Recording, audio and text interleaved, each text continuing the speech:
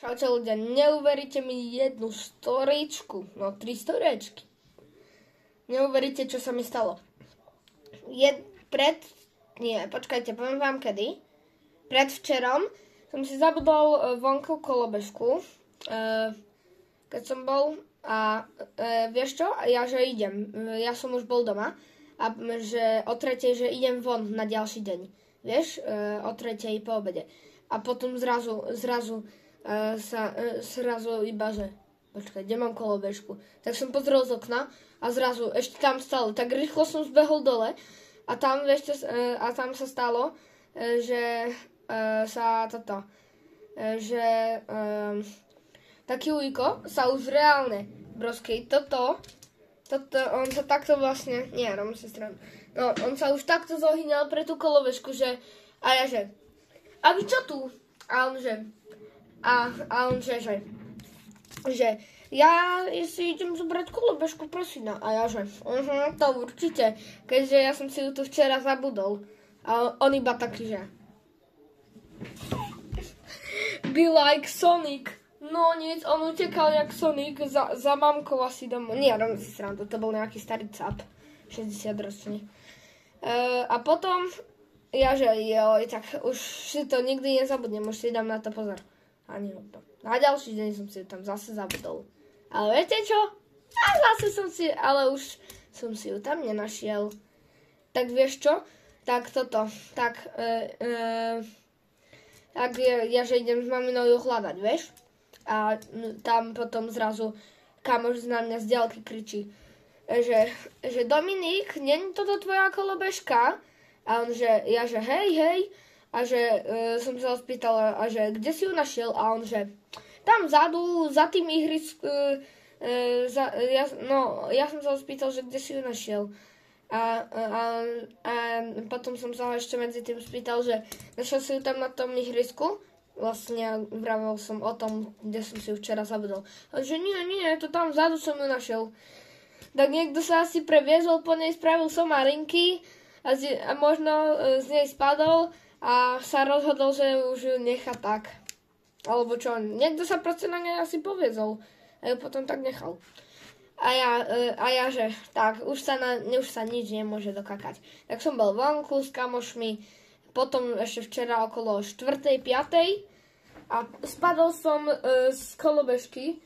Mám takto rozrité teraz celé koleno, tu som si ruky celé.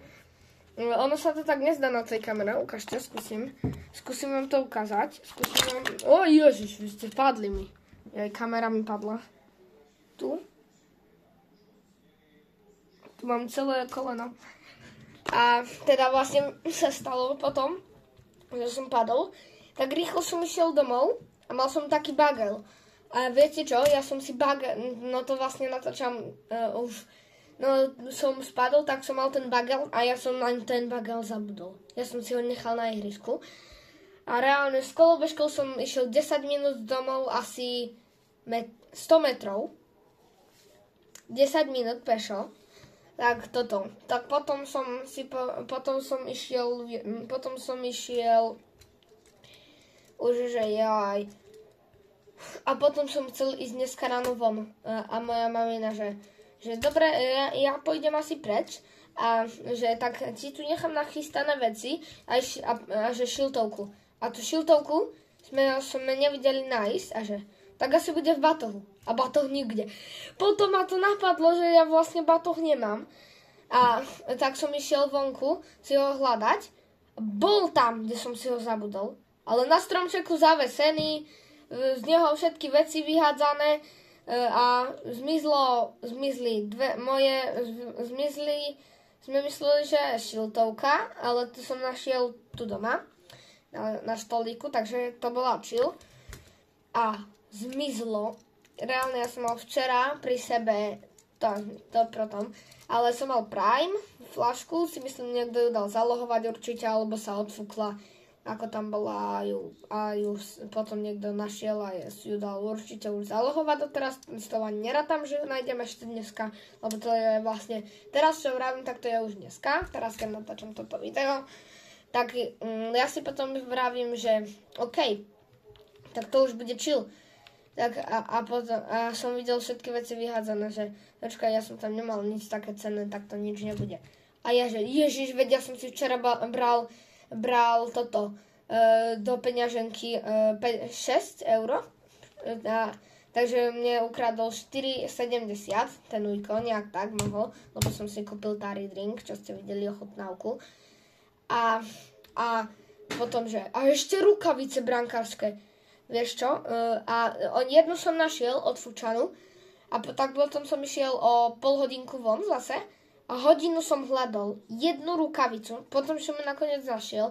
Takže teraz mi chýba iba nájsť tú peňaženku.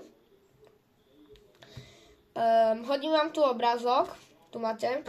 Takže keď by ste niekto boli odtiaľto Martin Priekopa a uvideli niekto mať takú peňaženku, tak mi prosím napíšte do komunity alebo do komentárov. Takže tak, kúpite si Okec merch.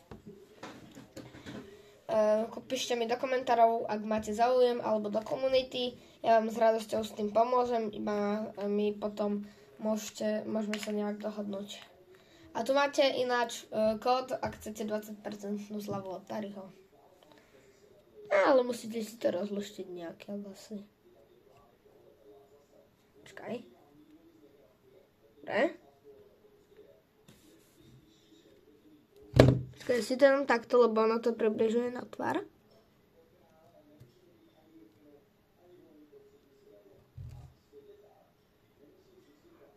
Vidno? Tak ja vám ho poviem. Ale poviem vám iba každé druhé písmeno. X je prvé, tretie je M, X je prvé, tretie je 8,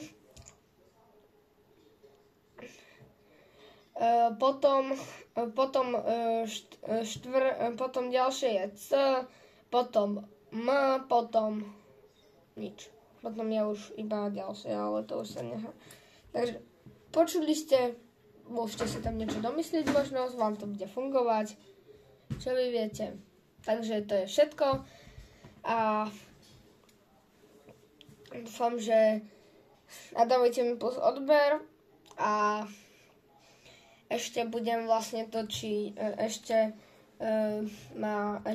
som vlastne dneska už natočil 3 videjka.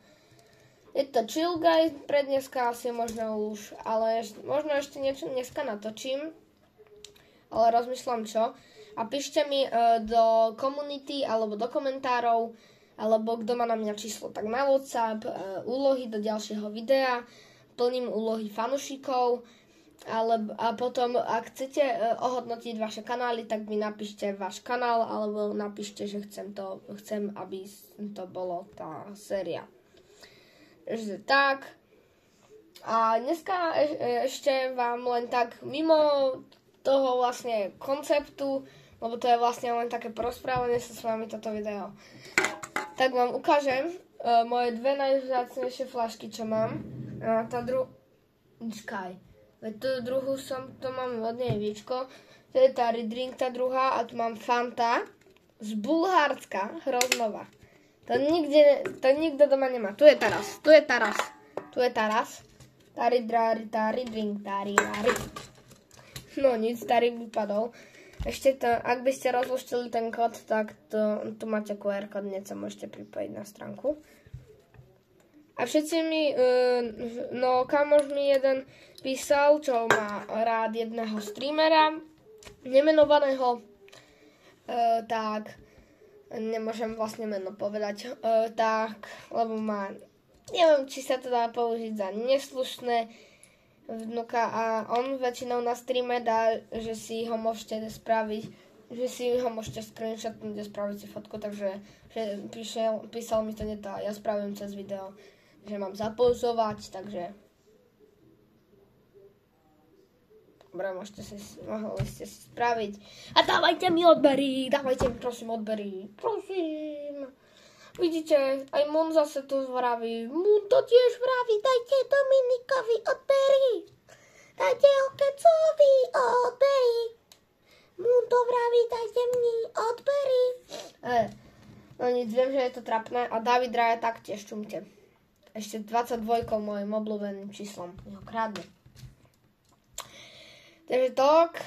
Čaute ľudia, už som troška inak oblečený, ale už je večer skoro, ale chcel by som vám povedať, že ak súhlasíte ešte s týmto názorom, tak to napíšte do komentárov, lebo s týmto názorom, čo by som ja spravil, že keď budem mať 50 odobrateľov, budem live streamovať, že asi nebudú videjka moc, ale ak by boli, tak budú lepšie strihy, ale budú tak, že livestream bude každý deň napríklad a tie videjka budú napríklad napríklad niekedy, keď nebudem mať čas na livestreamy alebo inokedy. Alebo napríklad, keď budem niečo chcieť natočiť, niečo vonka, to sa nedá livestreamovať bez dát. A dát sa mi nechce ťahať, takže to je všetko. Takže čus.